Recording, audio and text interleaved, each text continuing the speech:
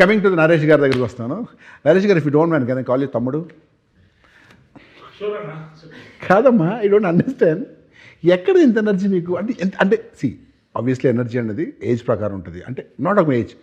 మీకు ఇంత మనం ఎప్పుడు కలిసాం? 15 years బ్యాక్ కలిసామా? అప్పుడు ఇదే ఎనర్జీ. తీసుకెళ్ళి కాఫీ తాగుతా రాజ్. డబల్ సీట్ కారు ఉండేది, 2-seater కారు. రోజు జిమ్కి వచ్చి రాజేష్ అని అందరూ విన్నట్టు పిలిచి నన్ను ఇద్దరు కార్లో కాఫీకి వెళ్ళేవాళ్ళం. అంత ఎనర్జీ అంటే మనమైనా బాగుంటుంది. వాట్సాప్ కాఫీ ఏంటి, అదేంటి, ఏంటబ్బా come here, what is that black coffee? No black coffee, you beat this with this, you have the points. ఈ బీన్స్ ఎక్కడ నుంచి వస్తే మీకు అని మాట్లాడుతుంటే కాఫీ గురించి అంత లైవ్ ఎక్కడ సార్ అంత ఎనర్జీ మీకు? ఒకసారి ఇంకోటి ఏంటంటే ఈ మధ్యకాలంలో నరేష్ గారి గురించి చెప్పాలంటే is a new hero of industry.